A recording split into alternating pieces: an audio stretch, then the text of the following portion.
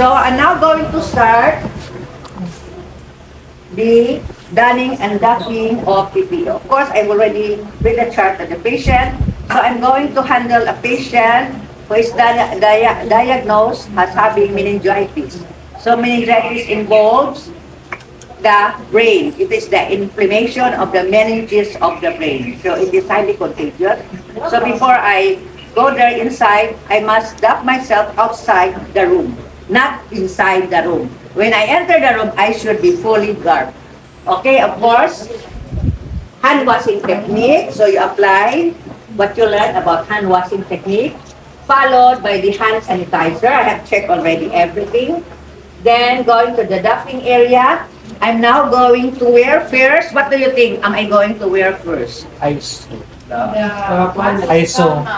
ISO gown. ISO gown first.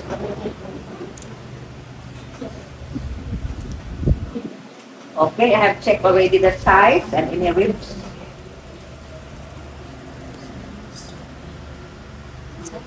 So if you will notice the gown that I'm using, there's no cuff, C-U-F-F. There's a garter. It's only a garter. There's no cuff. Other ISO gowns has cuff, which is better than this one. It's good to have cuff. Okay, then I'm going to tie it my back. Ribbon tie. So you tie it this way for easy removal later on. And then the belt.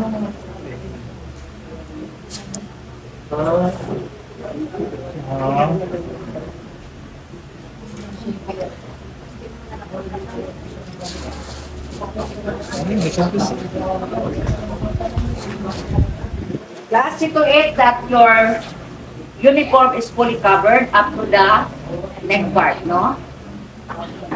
Okay. Next, what do you think I'm going to wear? Face mask. So I told you, you're going to hold only the leg gloves. Okay, but you check as okay, cord only, then you fit it. Extra gloves. Then you're going to pull this one and the chin, pull it. Then you check if there's no leaking of air. You breath out, exhale.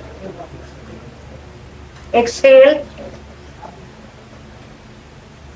So na-feel na po ito sa akong glasses ang moisture. So there is air coming out. So I have to fix it. You have to fix. There's still. So dapat walay mo gawas. Okay? Okay. So since I'm going to make use of facial, I have to remove this. Next that I'm going to wear. Facial. Facial. Facial. So facial glass, you hold this one, and then you're going to put it like this. So it fits me, it's not loose. Next is the head cap. And then classic to ito, long hair, I have to tie your hair. Everything should be covered, including your ears. Dili lang natin i-display sa atong earrings, no? Yes. So actually, pag mag-duty mo, earrings are not included in your uniform. No earrings. So and the last is the glass. Because there are people who will react, no? So when you put on the glass, dapat, okay, overlap. Okay. So I'm going to, okay, fine? Fine. Yes, ma'am. But then yun, sa akanisya, as what I've said, ang uban na issue covering, ang uban wala.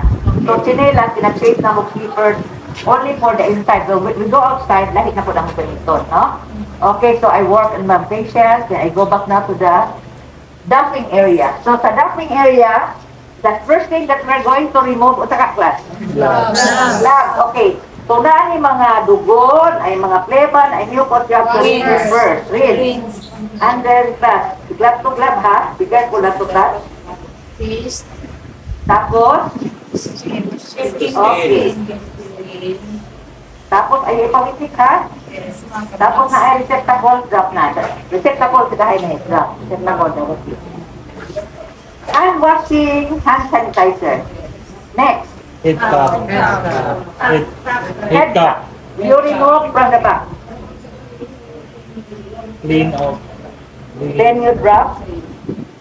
What na duty? Tapos, Face shield. okay. ISO. Nakako na. Tapos, wash. Wash again. Tapos, Anti. next. Anti-back. Okay, back.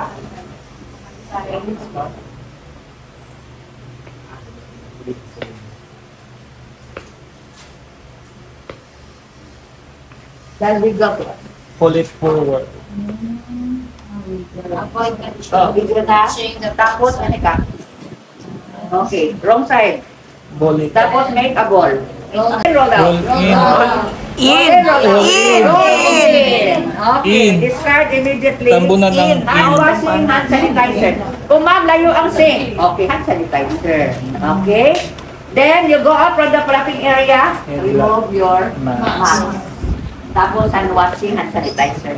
Woo! Tabo na.